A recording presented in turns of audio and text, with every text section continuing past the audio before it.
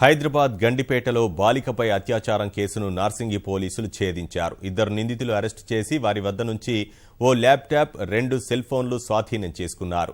ఈ నెల 13 అర్ధరాత్రి ఓ వ్యవసాయ క్షేత్రంలో దొంగతనానికి వెళ్లిన దుండగులు బాలికపై కిరాతకానికి ఒడిగట్టారు.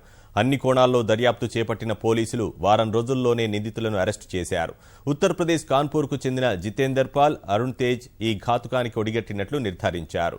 దొంగతనాల కోసం ఉత్తరప్రదేశ్ నుంచి హైదరాబాద్ వచ్చి ఎంతకైనా తెగిస్తున్నారని శంషాబాద్ డీసీపీ శ్రీనివాస్ వెల్లడించారు. ఈ రేప్ ఏదైతే అఫెన్స్ ఉందో, రాబరీ కమ్ రేప్ చేసిన తర్వాత మళ్ళా నెక్స్ట్ డే కూడా వీళ్ళు ఒక దగ్గర అఫెన్స్ చేయడం జరిగింది. చేసిన తర్వాత ఆ తర్వాత వీళ్ళు మళ్ళీ ఇంకెక్కడ అఫెన్స్ చేయకుండా వెయిట్ చేస్తున్నారు. అంటే పోలీస్ మళ్ళీ ట్రాక్ చేయకుండా వీళ్ళు ఎక్కడన్నా పోలీస్ మళ్ళీ కామ్ అయిపోతే మూమెంట్ కూడా ఎక్కువ కనిపించడంతో ఆపేసినారు. అంతకు ముందు వీళ్ళు చిన్న చిన్న దొంగతనాలు చేసినట్టు ఒప్పుకుంటున్నారు. వీళ్ళు ఇక్కడ ఖానాపూర్లో టైల్స్ లేయింగ్ వర్క్ చేస్తున్నారు వీళ్ళు ఇంతకు ముందు. సో ఇట్లా చిన్న చిన్న పనులు చేసుకుంటూ వీళ్ళు దొంగతనాలకు అలవాటు పడి, దొంగతనాలే కాకుండా ఇటువంటి ఘోరమైన నేరాలు కూడా చేయడం జరుగుతుంది.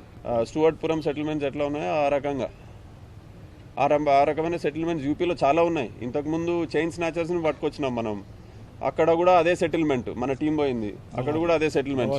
బవరియా gang, Shamli district of UP, అది కూడా క్రిమినల్ సెటిల్మెంటే. అట్లా ఈ సెటిల్మెంట్స్ ఎక్కువ ఉన్నాయి. హైదరాబాద్ వీళ్ళకి ఈజీ టార్గెట్ అయిపోయింది. ఏ ఇంటికి పోయినా దొంగతనం చేయొచ్చు, పైసలు దొరుకుతాయి. లేదా రోడ్డు మీదకి వస్తే చైన్ స్నాచింగ్ చేస్తే ప్రతి ఒక్క లేడీ మెడలో ఇంతో అంతో 2-3 తులాలు గోల్డ్ దొరుకుతుంది అన్నది బాగా వీళ్ళకి